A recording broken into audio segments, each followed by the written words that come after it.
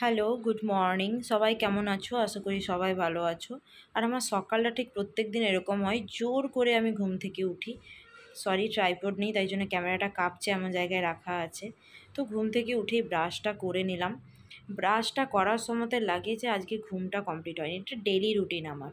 তারপর ঘুম থেকে উঠে ব্রাশ করে আমি সবার আগে গপুকে তুলে নিই। তার একটাই কারণ, গপুকে যদি আমি তুলে নিই তাহলে আমি বেরোনোর আগে ওকে স্নান করে যেতে পারবো। আর ব্রেকফাস্ট আর স্নানের মাঝে মিনিমাম 1 ঘন্টা গ্যাপ রাখতে হবে, সেজন্য সবার আগে আমি ওই কাজটা করে নিই। এরপর আমার ব্রেকফাস্ট চলে এসেছে লুচি আর ঘুগনি, যেটা আমি খাবো। আজকে ব্রেকফাস্টটা খুব ভালো ছিল। সব দিন ব্রেকফাস্ট ভালো থাকে না, সাউথের খাবার আমাদের ঠিক পছন্দ হয় না।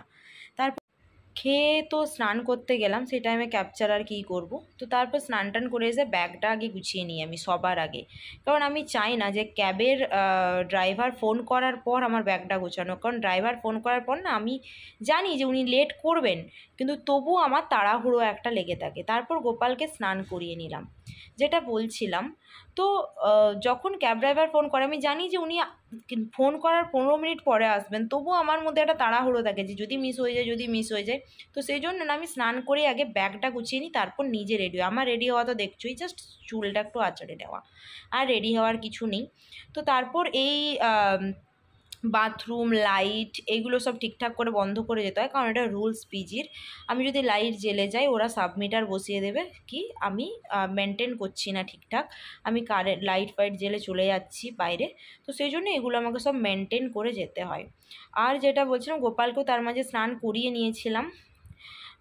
তো এরপর আমি চাবি দিয়ে বেরিয়ে যাচ্ছি। চাবিটা নিচে রেখে দিয়ে যেতে হবে, কারণ ক্লিনজিংয়ের যে দাদা দিদি আছে তারা নয়তো ক্লিন করতে পারবে না।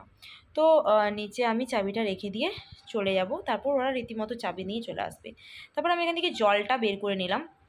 অ্যাকোয়াগার্ডের যে ঠান্ডা জলটা, সেটা একদম গ্রাউন্ড ফ্লোরে থাকে, আর আমি থাকি সেকেন্ড ফ্লোরে। তো সকালবেলায় ওই এনার্জিটা হয় না, তো সেই জন্য আমি ফ্রিজে জলটা ভরে রেখে দিই, নর্মাল জলটা ডিপ ফ্রিজে। তারপর এখানে নিয়ে নিলাম খাবার। খাবার প্যাক করে আমি বেরিয়ে পড়বো। আর গিয়ে আমাকে আরেকটু হাঁটতে হবে এই রোদ্দুরের মধ্যেই, কারণ আমার একটা নোডাল পয়েন্ট থাকে, সেখানেই ক্যাবটা আসবে, পিজির সামনে একদম আসবে না। দেখতে পাচ্ছ তোমরা আশা করি কী রোদ্দুর, অসম্ভব রোদ্দুর। তো আমি ওই নোডাল পয়েন্টে গিয়ে ক্যাব নিয়ে তারপর আসলাম। তো যেটা সব থেকে জরুরি সেটা হচ্ছে জল। আর আমি ক্যামেরাটা একটু পরে অন করেছি, এসে করে আমি জাস্ট 10 মিনিট চুপচাপ চেয়ারে বসেছি, রেস্ট করেছি, দেন আমি ক্যামেরা অন করেছি, দেন আমি ব্যাগ থেকে এগুলো সব বের করেছি। তো তখনই জলটা খেয়েছি আমি। এসে একদমই জল খাই না, কারণ এখানে রোদ্দুর এত বেশি হাই, তুমি যদি সেই মুহূর্তে সঙ্গে সঙ্গে জল খেয়ে নাও, ওটার থেকে বিষ আর কিছু হতে পারে না। তো সেই জন্য আমি সেটা মেনটেন করার চেষ্টা করি, বাট গলা তো হার মানতে চায় না, প্রচণ্ডই তেষ্টা পাই, কারণ এখানের হিউমিডিটির পার্সেন্টেজ খুব কম, খুবই কম।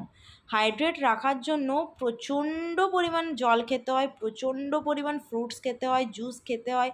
আর বাটার মিল্ক তো এখানে ম্যান্ডেটারি, এই জন্য আমাদের খাবারের সাথে সব সময়তে বাটার মিল্ক দেয়।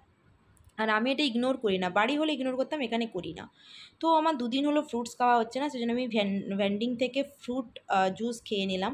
ফ্রুট জুস খেয়ে নেওয়ার পরে কিছুক্ষণ ওয়েট করলাম আবার, তারপর লাঞ্চের টাইম হয়ে গেল। আজকে একটু টু ডু লিস্টটা করে নিলাম যে কী কী কোর্স আজকে করতে হবে। কোর্সের জন্য বিশেষ করে এখন বেশি অসুবিধে হয়, অনেকক্ষণ ল্যাপটপের দিকে তাকিয়ে থাকতে হয়, কাজ কিন্তু এতটা অ্যাকচুয়ালি থাকে না। কোর্সটার জন্য একটু বেশি প্রেশার, যেহেতু আমরা নিউ জয়েনার। তো এরপর যেটা হলো সেটা হচ্ছে লাঞ্চ করছি, যদিও লাঞ্চটা হেলদি নয়, সাউথের লাঞ্চ বুঝতেই পারছো আমার ভালো লাগেনি।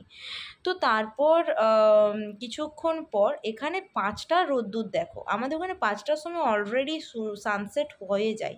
এই ভিউটা এনজয় করতে করতে আমি চা খাচ্ছিলাম। এত রোদ্দুর আছে, এত রোদ্দুর আছে, আমার লাগছিল কি, যখন আমি ওডিসির বাইরে বেরিয়েছিলাম, লাগছিল কি কি এখন 2টো বাজে। তো আমি ঘড়ি দেখলাম না, 5টা বাজে। তো আমি বললাম এত রোদ্দুরে চা খাবো, যাই হোক চা খাওয়া হয়ে গেল, দেন আমি বাড়ি ফিরছি। এরপর হার দিচ্ছে না শরীর, লাগছে কখন বাড়ি ফিরবো। এবার বাড়ি গিয়ে কি ওয়েট করছি দেখি, কারণ আমার তো এখনও এমসিএ কমপ্লিট হয়নি, তোমরা জানোই। এবার এমসিএর জন্য না অনেক কাজ আসে, যেমন প্রজেক্ট রিপোর্ট, এই আজকে ক্লাস টেস্ট, আজকে এই অ্যাসাইনমেন্ট, ওই অ্যাসাইনমেন্ট করে করে যাই হোক বাড়ি আসলাম। ক্যাবে আর ইচ্ছে করছিল না যে আমি ক্যামেরাটা ক্যাপচার করি। আর ভুলেও গেছিলাম, ক্যাবে উঠে গেলে না কিরকম একটা ঘুম ঘুম পায়, সকালে কি যুদ্ধ করে উঠি, রাত্রিরে না খুব দেরি করে এখন ঘুমোনো হচ্ছে, কারণ এই কলেজের প্রেশার প্লাস এখানে কোর্স সব মিলিয়ে প্রচণ্ড প্রেশার, প্লাস ইউটিউবে ভিডিওটাও এখন এডিট করছি না, সেই জন্য। ব্যাস বাড়ি আসলাম, কিন্তু বাড়ি এসেও কি কোনো শান্তি আছে? মনের মধ্যে একটা কোয়েশ্চেন আসছে। আর আমি রাস্তায় দেখেছি অলরেডি অনেক হোয়াটসঅ্যাপে মেসেজ ঢুকছে, মানে বাড়ি গিয়ে আমাকে অনেক কাজ করতে হবে কলেজের জন্য। তো যাই হোক, কাজটা যত তাড়াতাড়ি মিটিয়ে নিয়ে একটু শুতে পারি ততই ভালো। তো এরপর ব্যাগ ড্যাগগুলো রাখলাম, রেখে নিয়ে ব্যাগ থেকে না আমি কিচ্ছু বের করতে পারিনি সেই মুহূর্তে।